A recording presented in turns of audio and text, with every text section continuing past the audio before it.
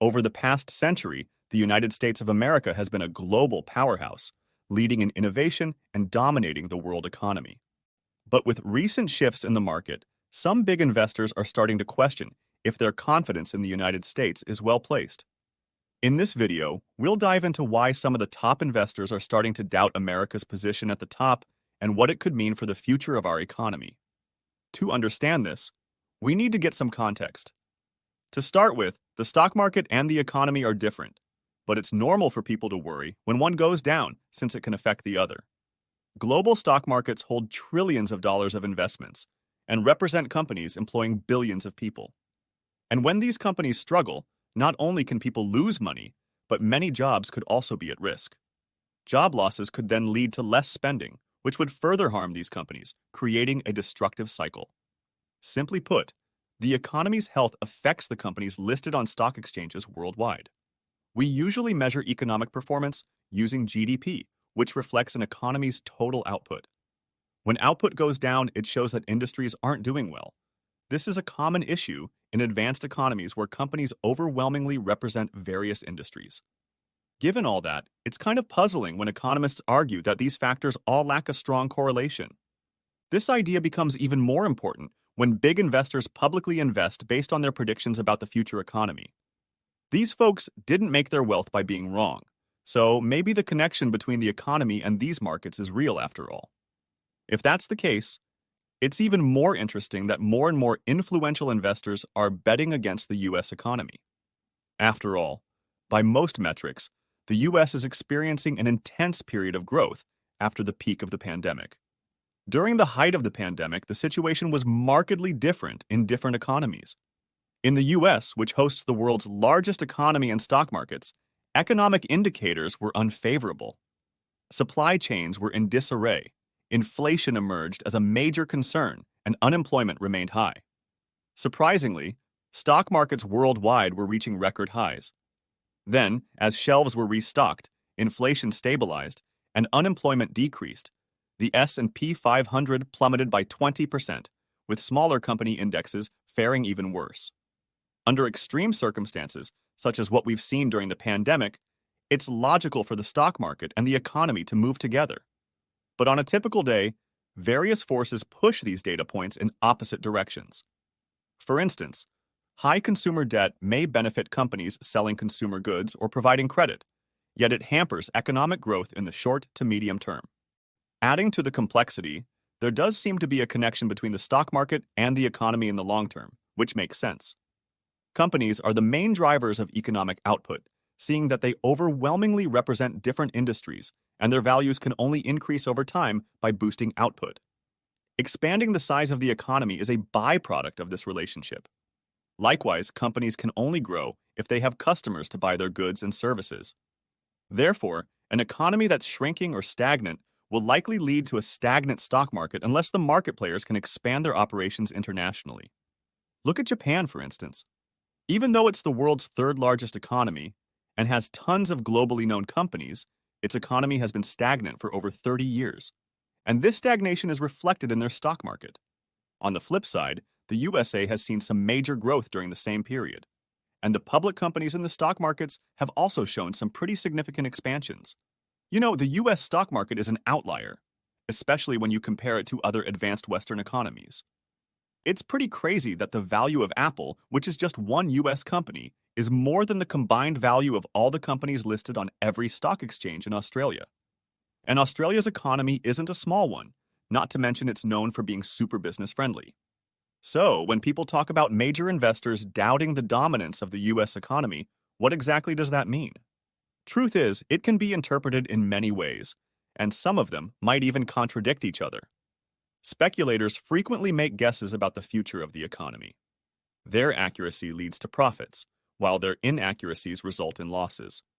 What's interesting to note is that the enormity of the US stock market can be a real double-edged sword. To understand why, picture someone with a hefty income investing in a super expensive house. There's the expectation that a higher income means a pricier house, just like how a better economy is expected to lead to a more valuable stock market. And this holds true even if the yearly fluctuations in both values are mostly independent. Thus, while the US economy might be growing, it's also possible that its stock market is just too big for its own good. This means that any hiccups, no matter how small, can have a huge impact in the grand scheme of things. So when big investors bet against the US economy, it could mean that they are predicting a market correction. However, it's also possible that they are just diversifying their investments to protect themselves from potential losses due to a downturn in the US market. Keep in mind that the stock market isn't the only investment option out there. You can also consider investing in assets like bonds.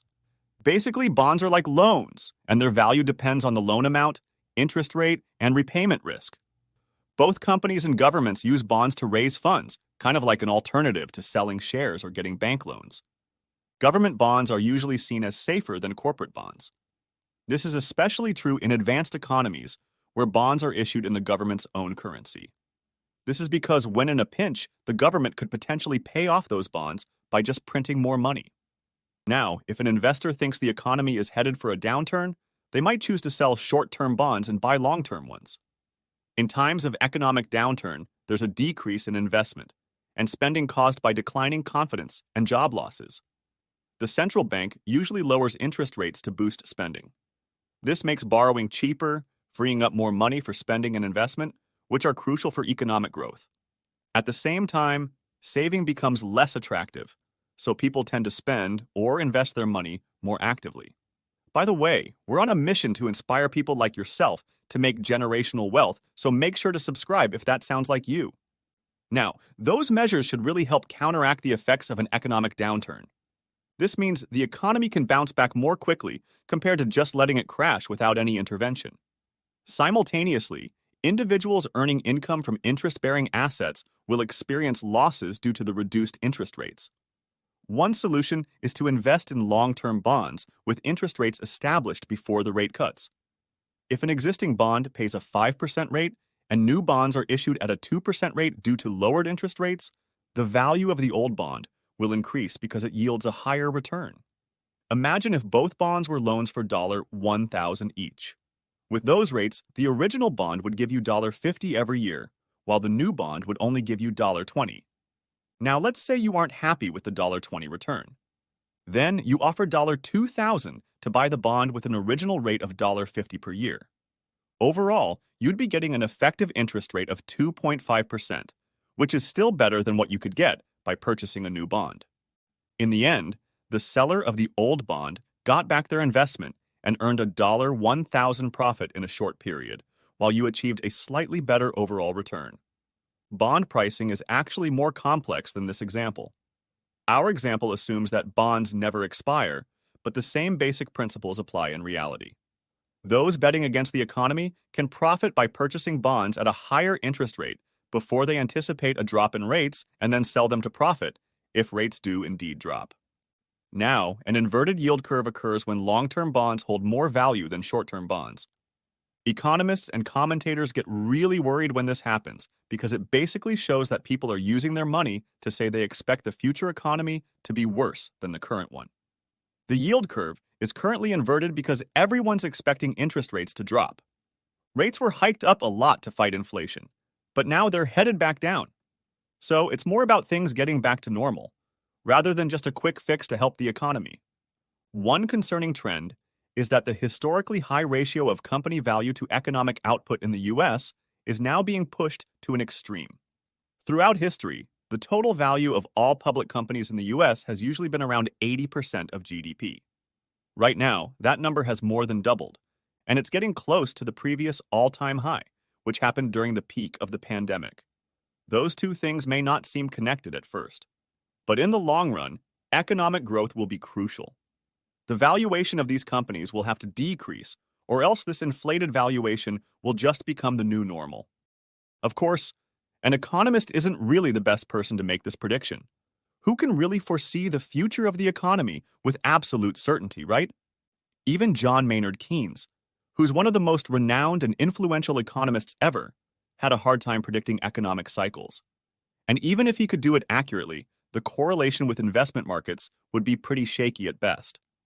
So, the thing to remember is that the economy and investment markets follow different sets of rules. This makes it hard for most people to make accurate predictions in either the economy or the stock market, let alone both at the same time. But if there's one thing to note right now, it's this. Warren Buffett, maybe the most influential investor ever, has mentioned that he pays a lot of attention to the ratio of company value to economic output. According to him, anything over 120% is indicative that the market is overvalued. And if you found this video useful, then you'll love these. And be sure to like this video to let the YouTube algorithm know you'd like to see more videos like this one.